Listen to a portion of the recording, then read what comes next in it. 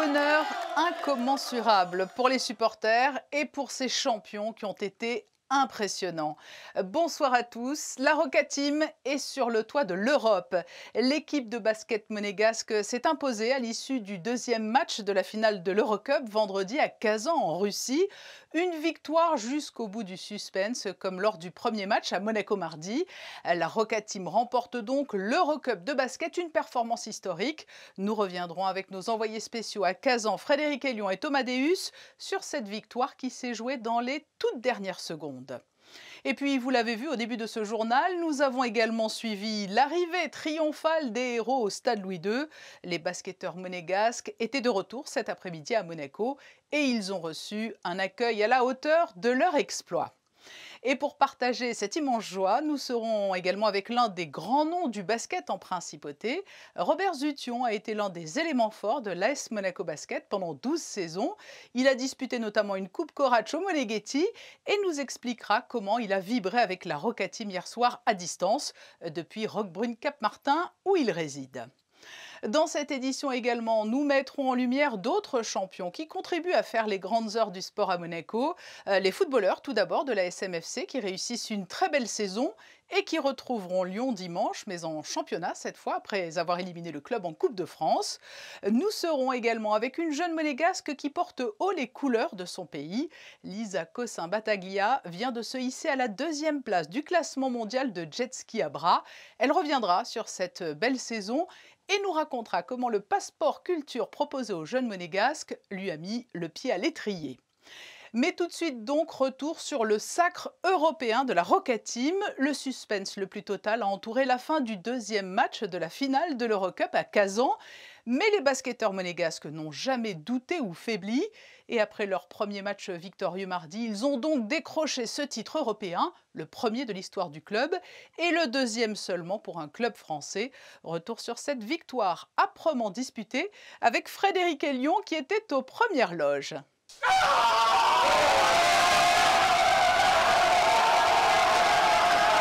Le basket français attendait cela depuis 1988 et la victoire de Limoges en C2 face à Badalone. La Roca Team vient de faire une entrée fracassante dans l'histoire en remportant l'Eurocup face à l'Unix Kazan.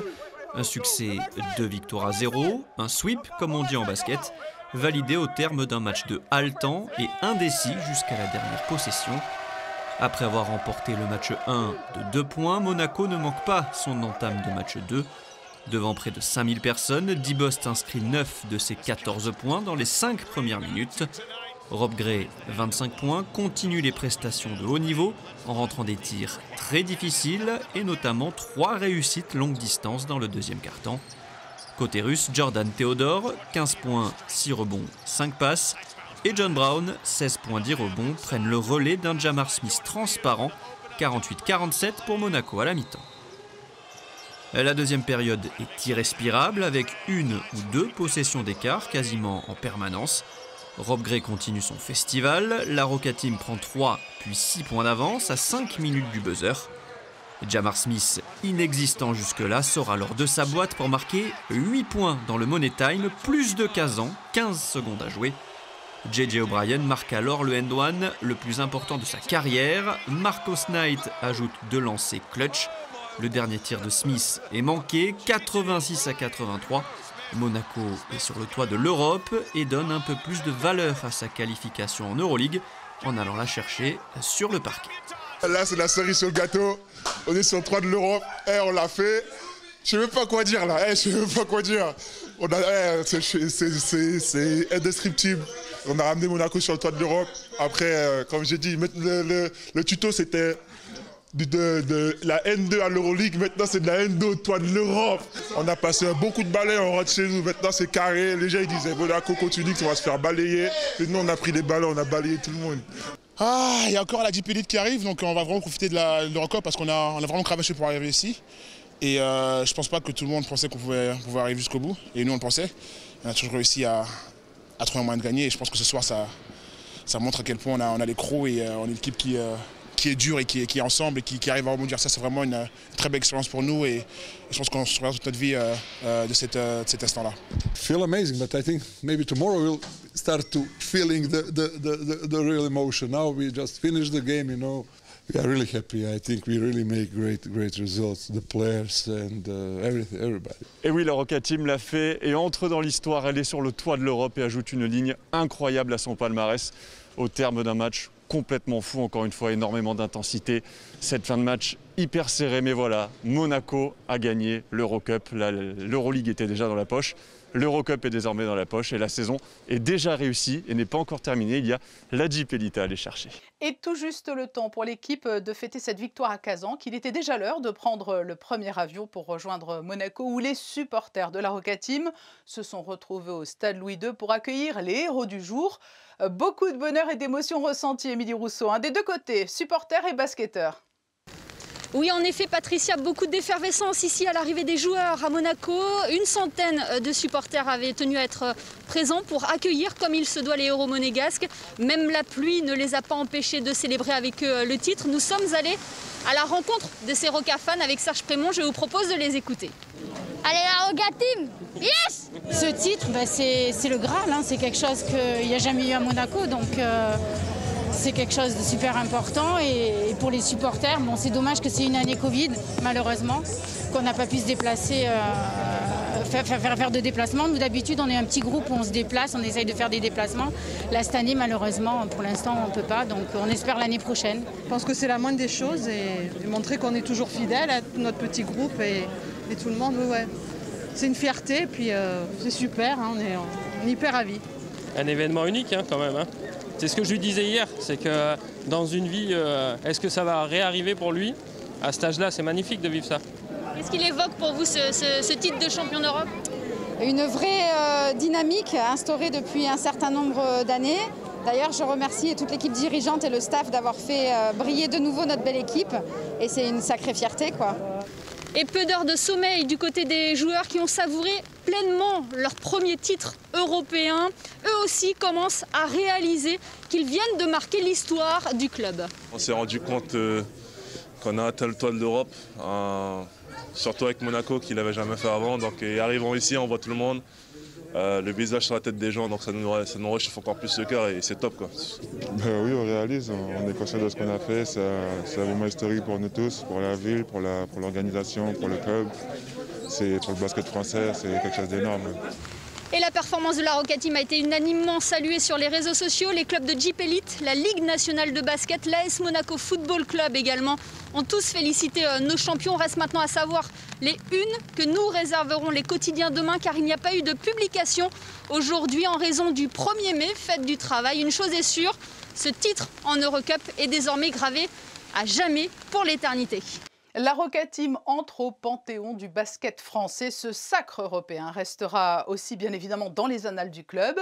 Et pour partager la joie de cette victoire historique, nous allons retrouver l'un des grands noms de l'AS Monaco Basket.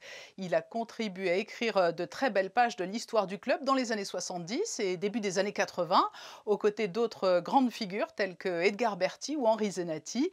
Bonsoir Robert Zution. Bonsoir. Quel bonheur après cette victoire aussi belle qu'épique. Ah oui, absolument. Je dois dire qu'il ne partait pas favori dans un premier temps. Le fait d'avoir gagné le premier match, puisque ça se joue sur 3 manches, d'avoir gagné ce premier match un petit peu chanceux, je dirais, ça leur a permis de partir complètement libérés là-bas. Mais ce n'était pas évident d'aller gagner en Russie, à Kazan, qui est une grande équipe. Et ils l'ont fait. Et bravo, c'est vraiment un exploit. On peut dire que c'est un exploit. Ils nous ont procuré beaucoup de joie, mais oui. Quel suspense! C'est ce qui fait aussi la beauté du basket. Tout à fait. C'est évidemment, parce que s'il y avait eu un écart de 20 ou 30 points dans un sens comme dans l'autre, le match n'aurait pas été intéressant. Enfin, il fallait s'attendre à ce qu'il y ait un match serré, comme il l'a été d'ailleurs au match aller. Et je dois dire que l'équipe a répondu présent, ils ont été sérieux tout le match.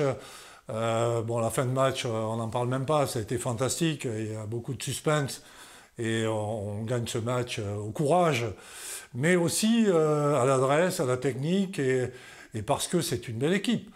Que ce soit Kazan ou Monaco, les deux méritaient de gagner peut-être, c'est bien que ce soit Monaco. Vous avez participé, vous, Robert Zution, à la Coupe Corach, la Coupe d'Europe de l'époque. Il n'y a pas eu beaucoup de victoires de clubs appartenant au championnat français à ce niveau-là. On a fait deux campagnes, une première en 1974, parce on sortait de la Pro B, la Nationale 2 de l'époque et la Pro B aujourd'hui. On était champion de France National 2 et donc on a fait la première Coupe Corac en 1974. C'était magnifique. Après, on en a refait une un peu plus tard, en 1983, lorsque Limoges a été champion, 2 années de suite, 82-83, et puis à Orthez ensuite. Et là, on a fait une campagne en Coupe Corac qui était absolument magnifique. On a raté les demi-finales pour pas grand-chose. Et justement, en perdant contre les Russes, CSKA Moscou, d'1 point chez eux et 3 points chez nous. L'histoire ne s'est pas répétée. Heureusement, l'histoire ne s'est pas répétée. Et quel parcours sur les dernières années? Parce qu'après vos performances, il y a eu une grande coupure. Mais l'exploit est d'autant plus beau que la Roca Team a opéré une remontée fulgurante en très peu de temps. Je m'amusais à lire dans la presse il n'y a pas longtemps que certains supporters découvraient l'AS Monaco Basket depuis les années 2010. Or donc, il y a bien longtemps que le club existe. Et il y a eu surtout cette période 1970-90 où le club était toute l'année en National 1, en Pro A. C'est vrai qu'après, il y a eu une coupure en 90. Il y a eu, il s'est passé des choses qui font que le club a rétrogradé jusqu'en région. Et il a fallu des années, il a fallu 15 ans après pour remonter. Et effectivement, à partir des années 2012, 13, 15, là on a vu une équipe qui s'est construite et qui est remontée, chaque saison remontée d'un cran pour arriver aujourd'hui au niveau où ils sont. Donc c'est super, oui, c'est sûr. Vous nous remémorez ces années 70-80. On dit souvent qu'il y a des terres de foot, des terres de rugby. Même s'il y a eu une grande coupure dans les années 90, il y a une âme, un vrai attachement autour de ce club de basket monégasque. Je pense qu'il y a vraiment... on ne va pas dire que c'est une terre de basket, c'est sûr. Déjà, dans la région, entre Nice et Monaco, on parle beaucoup de football, évidemment, il y a eu beaucoup de football. Mais le basket avait sa place dans la région. Il ne faut pas oublier qu'à une époque, il y avait les derbies entre Nice, Antibes et Monaco, en Pro A, et que les salles étaient pleines à l'époque pour ces derbies. Robert Zution, et puis en conclusion, ne nous arrêtons pas en si bon chemin. Ce qu'il faut mentionner, c'est qu'il y a ce titre européen, ce sacre, mais il reste encore un beau challenge, et là aussi, un possible titre historique, lui aussi, à décrocher en Jeep Elite. Franchement, depuis pas mal de matchs, et notamment après cette victoire historique, quand même, à Kazan, ils sont sur une dynamique qui fait que, franchement, ils ont à craindre personne, et surtout pas un club français. Donc, moi, je les vois bien aller au bout cette année, voilà. Merci Robert Zution, un message plein d'espoir, on y croit. Merci d'avoir répondu à notre invitation en ce jour historique pour le sport monégasque. Voilà, et pour le sport en général, on espère bien sûr que ça va s'ouvrir un peu et que le sport amateur va pouvoir reprendre ses droits très très rapidement.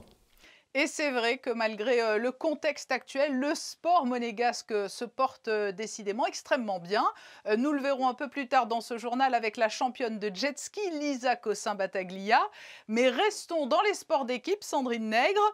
Du côté des footballeurs monégasques, là aussi, la fin de saison s'annonce prometteuse. Mais il va falloir tout de même, et tout d'abord, passer par la case Lyon. Et oui, Monaco qui occupe la 3e place du championnat de Ligue 1 rencontre Lyon 4e ce dimanche au stade Louis II. 4 points séparent les deux équipes. Une conférence de presse a été organisée. Écoutons l'entraîneur de la SMFC. Il répond notamment aux questions liées aux joueurs blessés et qui ont contracté le coronavirus. This is what I said in the past. So football is a contact sport and you cannot control everything. So till now we were very happy, no injuries, not so much COVID cases. Okay, now it changed a little bit, but as I said before, I believe in my team. I believe in all the players who are able to play. I know we have a tough opponent in front of us, but yeah, 90 minutes to go, and everyone who will be the starter will give everything, and the finisher as well. So, okay, it happened. What should I do? No complaints, only straightforward. Voilà, Patricia, l'entraîneur se veut confiant pour cette rencontre. Et nous y reviendrons lundi dans le journal de 19 h. De la Formule 1 à présent au Portugal. Troisième manche de la saison 2021 de Formule 1. Le Grand Prix de ce pays bordé par l'Atlantique aura lieu demain, dimanche 2 mai, sur le circuit de Portimao. Sans surprise, vous le savez, nous suivons toujours plus particulièrement Charles Leclerc.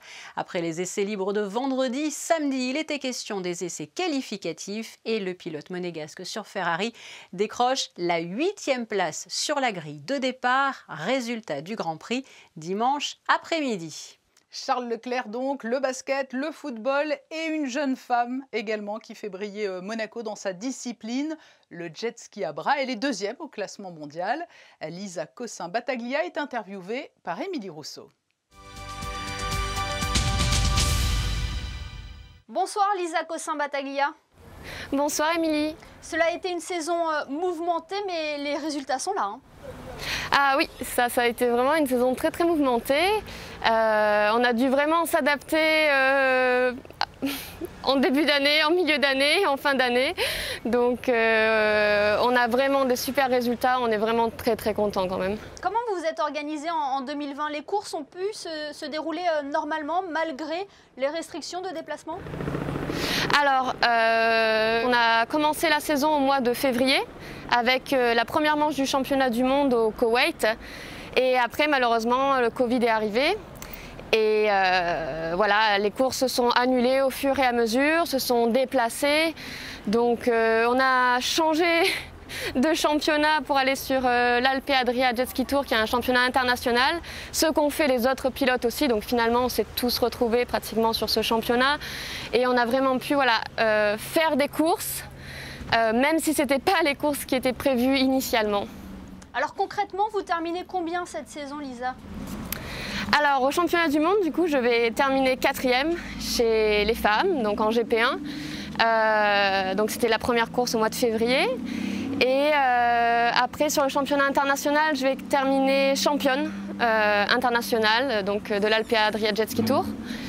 Ce qui était absolument pas prévu, mais on a fait un si bel entraînement physique pendant notre confinement qu'on est arrivé avec des ressources physiques. Et après, on a basculé sur le championnat d'Europe, où j'ai terminé 4e chez les hommes. Et 5e chez les hommes, parce qu'on s'est lancé le défi en fait, de faire une grosse préparation physique en allant sur ces différents championnats.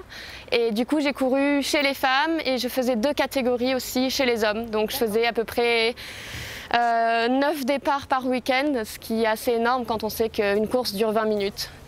Alors nous avons voulu aussi avoir l'avis de votre coach, Michel Thor, sur votre saison, Lisa, et sur votre progression. On l'écoute et on se retrouve juste après. La progression de Lisa, c'est vrai qu'à un certain moment, il lui manquait beaucoup d'expérience. En fait, elle avait une très très bonne technique, mais il lui manquait beaucoup d'expérience, beaucoup de courses. Et aujourd'hui, grâce à beaucoup de critères, on a pu partir sur beaucoup de championnats. On a réussi à faire pas mal de courses, pas mal de départs. Et du coup, aujourd'hui, Lisa est vraiment dans le coup. Et on était dans les 10 meilleurs pilotes mondiaux. Aujourd'hui, on peut dire qu'on est dans les 3 meilleurs. Et c'est là qu'il faut travailler pour arriver sur la plus haute marche. On vient d'entendre votre entraîneur, Lisa, pour viser plus haut. Quels sont vos objectifs pour la saison prochaine? Alors évidemment, mon objectif, ça serait de terminer sur la plus haute marche du podium. C'est ce dont je rêve depuis longtemps. Là, voilà, j'ai pu terminer donc 2e du World Rankings, ce qui est déjà énorme. J'ai envie d'être sur la première marche, donc je vais tout faire pour y arriver. Et évidemment aussi terminer dans les 3 premières au championnat d'Europe. Et quand commence la saison? Alors la saison devrait commencer au mois de juin avec des courses en Italie, des courses avec le championnat du monde et évidemment après il y aura le championnat d'Europe qui devrait se dérouler pendant la saison estivale. Et comment est née votre passion pour le jet ski, Lisa? Alors là, il faut remonter en 2011. J'avais fait le passeport culture. J'avais commencé par le jet à selle, donc le jet où on est assis. Et on m'avait proposé de faire un stage de 5 jours pour découvrir le jet à bras. Je me suis dit, bon, ça, je vais plus jamais le vivre de ma vie, il faut que j'en profite, je vais sur l'événement. Et en fait, j'ai adoré ça et j'ai accroché, j'ai pas lâché. Quand je suis venue sur une course, j'ai été émerveillée et là, du coup, j'ai basculé dans le milieu de la compétition. Et c'est un sport assez physique, vous pouvez profiter d'ailleurs d'un beau terrain de jeu ici, qui est la Méditerranée. Ah oui, ça c'est le plus beau terrain de jeu qu'on puisse avoir. On a des vagues, on a parfois une mer qui est extrêmement lisse. Donc on doit s'habituer à tout, on doit avoir une lecture de la mer. C'est très très important quand on va sur les courses parce que voilà, c'est un terrain qui est tout le temps changeant. Donc on a un super bel endroit pour s'entraîner ici en Principauté. Et vous êtes d'ailleurs engagé dans la protection des mers et des océans. Il existe des jet skis plus écolos, plus respectueux de notre planète? Alors voilà, moi je m'engage depuis 2007 avec le programme Carbone Neutral qui a été donc d'abord avec la Fondation Prince Albert II. Puis après j'ai basculé avec l'Union internationale motonautique qui proposait son programme et du coup en tant que pilote j'y ai adhéré. C'est exactement le même principe, hein. On compense en fait l'essence qu'on consomme en jet ski, en course, lors des déplacements en camionnette ou en avion. Et du coup, cet argent, on l'utilise pour planter des arbres. Voilà. On essaie de protéger au mieux la nature. Moi, j'espère réellement qu'on puisse trouver une solution pour avoir des jets avec moins d'empreinte carbone, que ce soit voilà, au bioéthanol ou électrique. Et voilà, j'ai plein de projets en tête et j'espère un jour pouvoir les concrétiser. Et on en parlera sur Monaco Info. Merci beaucoup Lisa Cossin-Battaglia d'avoir été avec nous ce soir. Merci Émilie Rousseau. Nous retrouvons Sandrine Nègre pour développer les autres grands titres du jour. Et comme chaque samedi, les chiffres de la vaccination. Oui, Patricia, les chiffres évoluent sans cesse puisque la vaccination se poursuit au Grimaldi Forum, centre de vaccination. Voici les dernières données. Nombre de personnes vaccinées en primo-injection, 13 289. Nombre de personnes ayant reçu l'injection de rappel, 11 815. Près de 35% de la population est ainsi vaccinée, 34,65% précisément. Nous annoncions hier soir plusieurs assouplissements à compter du 3 mai, lundi. Oui, et parmi eux, la reprise du sport en intérieur avec masque et réservation obligatoire, les sports nautiques en solo, la réouverture des bars et cafés de 6h à 11h pour le petit déjeuner, la possibilité pour les restaurants d'être ouverts jusqu'à 22h. Juliette Rappert et Serge Prémont ont cherché à recueillir les réactions de plusieurs résidents pour savoir justement ce qu'ils en pensaient. Ça nous fait du bien parce que le temps est long et qu'on a besoin de reprendre des activités physiques en l'occurrence. Oui, c'est très bien. C'est très bien pour Monaco d'ailleurs, parce que ça va peut-être pas amener du monde, mais nous, en étant résidents monégasques, ça nous fait pouvoir sortir, s'oxygéner un peu plus. Pour moi, c'est une bonne chose. Déjà en termes des activités sportives, je pense que c'était quelque chose d'attendu. Et pour les petits déjeuners aussi, je textotais déjà ce matin à une amie qui a son adresse et qui voilà, a hâte de reprendre un café en terrasse. Je pense que c'est le respect de ces mesures qui va nous permettre de sortir de cette situation. Vous l'avez entendu, réaction positive, Patricia. Une information d'ordre pratique. Des travaux qui nécessitent la fermeture de la rue Grimaldi les nuits du 3 au 4 mai et du 4 au 5 mai de 20h à 4h du matin. Alors il y a généralement peu de passages à ces heures nocturnes, d'autant plus que le couvre-feu est toujours en vigueur de 21h à 6h du matin, mais les restaurants sont ouverts le soir et plusieurs d'entre vous habitent aussi tout simplement cette rue. Sachez qu'elle sera fermée depuis la place Sainte-Dévote jusqu'au croisement du giratoire Aurélia. Et puis une idée de sortie, ou tout du moins pour savourer de bons petits plats. Et le tout en contribuant à la formation des jeunes puisqu'il s'agit du restaurant Le Cordon d'Or au lycée technique et hôtelier. Vous pouvez y déjeuner ou y dîner en vous présentant à 19h. Plusieurs menus sont déjà visibles sur la page internet du lycée technique et hôtelier jusqu'au 14 mai. Quelques exemples, cassolette à la provençale, risotto ou encore pièce de bœuf. N'hésitez pas à composer les numéros qui s'affichent au bas de votre écran. La fermeture du restaurant se fera au début du mois de juin.